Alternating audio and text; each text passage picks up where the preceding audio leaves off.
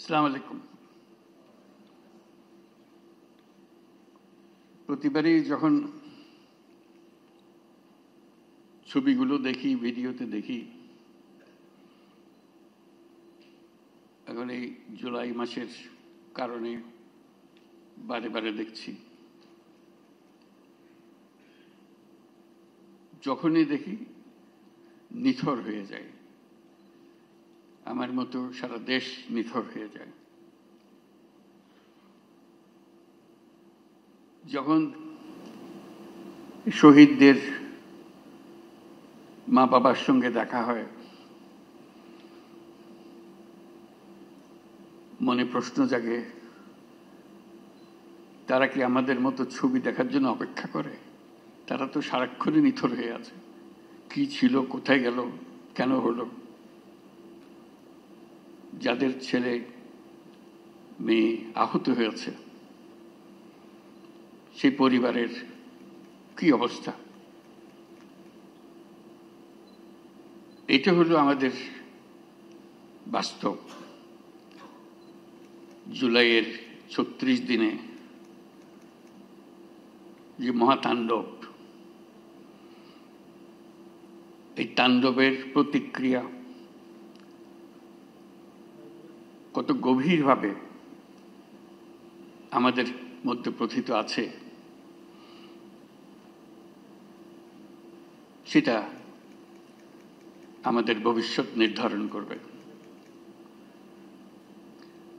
আমি আমার সহকর্মীদের বলছিলাম,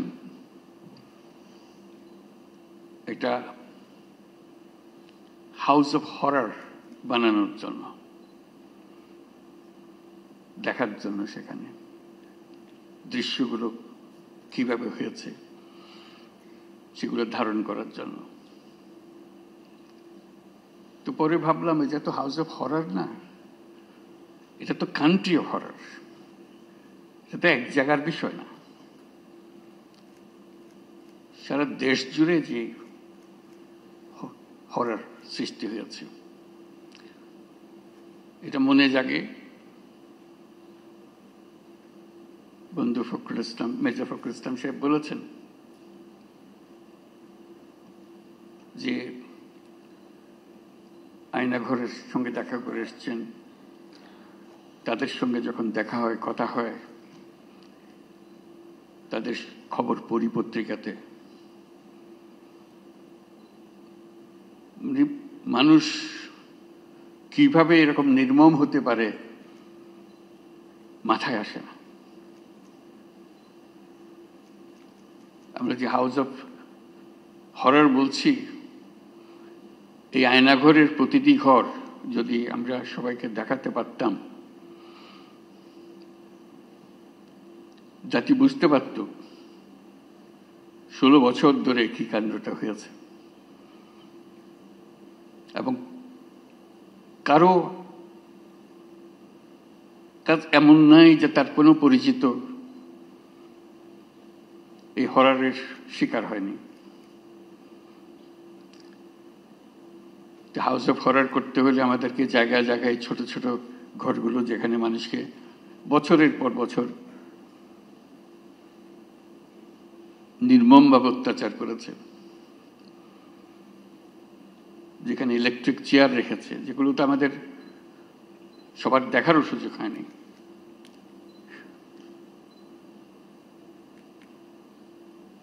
সেই কাহিনীগুলো মিলে আমরা আমাদের এই বাংলাদেশ, এখন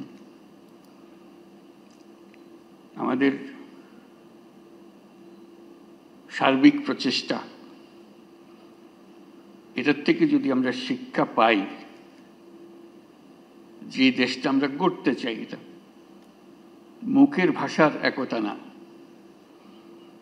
যেটা বললাম বলে গেলাম ওরকম না, গভীরভাবে যেখানে আসবে, আমাদের তরুণরা শিখে আসবে, এই দেশ একেবারে নতুন করে বানিয়ে আনতে হবে। এটা উপরই একটা প্রলেপ দেওয়ার পরিবর্তন না, গভীরতম ভাবে পরিবর্তন। সে গভীরতম পরিবর্তন যদি না করি, যে স্বৈরাচারের বিরুদ্ধে আজকে আমরা কথা বলছি, আবার ঘুরে ফিরে এসে চলে আসবে, এক ভঙ্গিতে না এক ভঙ্গিতে চলে আসবে। যতই আমরা আইন কানুন সামাল দিই, যতই সংস্কার করি, যে সংস্কার আমাদের দরকার সেই সংস্কার আরো গভীরের সংস্কার। এই সংস্কার গুরুত্বপূর্ণ, আমি অস্বীকার করছি না, অত্যন্ত গুরুত্বপূর্ণ। কিন্তু আমার আবেদন হচ্ছে, আমাদের জাতির ভেতরে এমন কিছু রয়ে গেছে যেটা যত শাস্তি দিই, যত কিছু দিই, ওটা বোধহয় ওটার বীজ বোধহয় আমাদের মধ্যে থেকে যাবে। এই বীজ থেকে আমরা কিভাবে মুক্তি পাই, এটি আজকের জানার বিষয়, আমাদের চ্যালেঞ্জের বিষয়।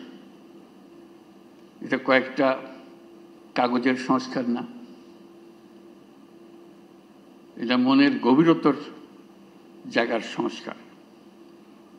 মানুষ হিসেবে আমাদেরকে নিজেদের কাছে পরিচিত করা, যে আমরা মানুষ বলতে আমরা নিজেদের কি বুঝাই সেটা করা। আজকের এই জুলাইয়ের যে শিক্ষা, সেই শিক্ষাটা হবে আমরা সেভাবে নিজের থেকে আবার, এটা আমাদের ভেতরে আছে, আমাদের যে নাই তা না, কিন্তু এটা গভীরে ঢুকে গেছে, এটার থেকে বের করতে পারতেছে না। আমরা যেন সেটাকে আবার নতুনভাবে আমাদেরকে আবিষ্কার করতে পারি, তাহলে জাতি হিসেবে আমরা পুনর্জন্ম লাভ করব। জুলাই আমাদের পুনর্জন্মের মাস। এটা শুধু স্বৈরাচারী মুক্তির বাস না, কতগুলো আঙ্গিক বিষয়, কতগুলো প্রলেপ বিষয়, এটা দিয়ে আমরা মনে করি যে আমরা কাজ করে ফেলেছি। সেখান থেকে যদি আমরা বিদায় করে মনে করি যে কাজ হয়ে গেছে, তাহলে আমরা বড় ভুল কাজ করলাম। আমাদের আগামীতে এখনো সুযোগ আছে। জুলাইয়ের শিক্ষা এখনো আমাদের কাছে তাজা আছে। মাঝে মাঝে ভয় হয় এই শিক্ষা ক্ষয়ে যাবে, ভুলে যাব, আবার অতীতের মতো ভাষা রপ্ত হয়ে যাবে, আবার সেই ভাষা ব্যবহার করব, আবার সেই ব্যাখ্যা ব্যবহার করব। সেই দিকে যাতে আমাদের যেতে না হয় আর কোনোদিন, এই পথ একেবারে বন্ধ করে দেওয়া। এই পথের কোনো ঠিকানা আমরা যাব না, আমাদের নতুন পথ রচনা হবে, সেই পথের দিকে আমরা যাব, সেই আমাদের কমিটমেন্ট। আজকে জাতিসংঘ যে ভূমিকা পালন করেছে সেটা স্মরণ করার জন্য আমরা এখানে এসেছি, তাদেরকে ধন্যবাদ দেওয়ার জন্য এসেছি। আমি সেই কথাগুলো বলি। Distinguished guests, honorable political leaders, colleagues, friends, and my dear friend Huma Khan. Today we gather to mark the first anniversary of the July Uprising, a moment of profound significance in the history of our nation. It was a moment when thousands of Bangladeshis, men and women, most of them young, stood up against tyranny and reclaimed the dignity and future of our country. Their courage spoke not only for our people, but for humanity. On this historic occasion, I wish to recognize the steadfast support of the international community, particularly the United Nations, which has always stood beside Bangladesh, beginning from the War of Independence in 1971, coming to the Rohingya crisis, and again during the dark days of July and August last year. In the aftermath, of the Second World War, the United Nations set out to define and defend the inalienable rights of all human beings, irrespective of race, religion, sex, or status.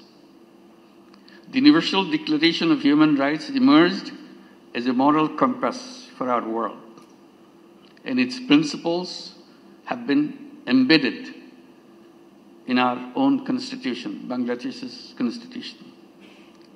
Yet, over the past 16 years, these rights were repeatedly denied to our citizens. Our institutions were captured. Freedoms were curtailed.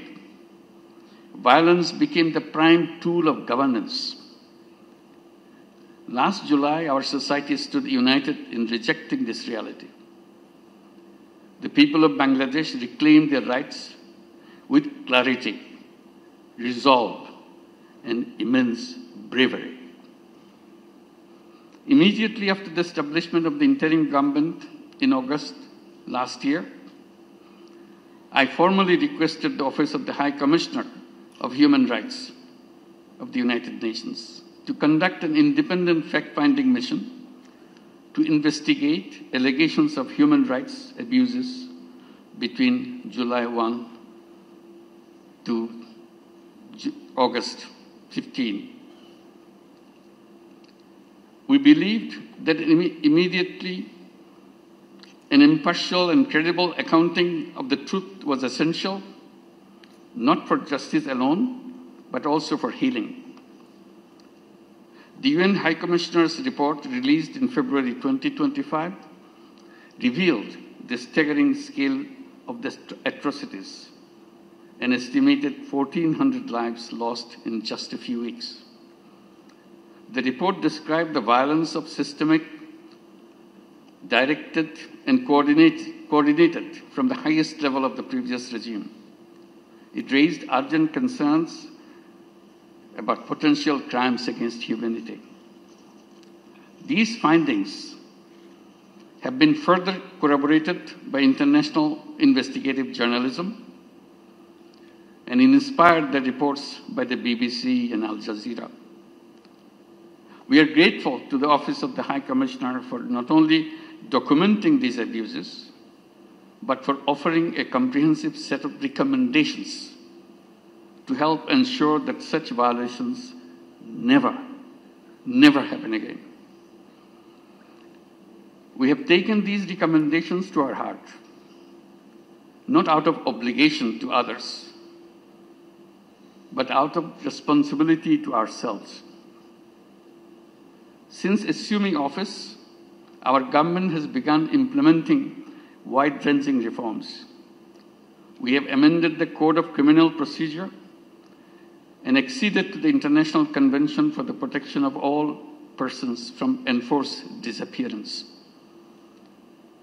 Earlier this month, we signed a Memorandum of Understanding with the Office of High Commissioner of Human Rights to establish a facilitating mission in Dhaka. This mission will provide technical support for reform initiatives as well as capacity building for government institutions, local authorities, and civil society actors working to safeguard most precious thing, human rights. From the earliest days of the interim government, the United Nations has been a vital partner in our transition.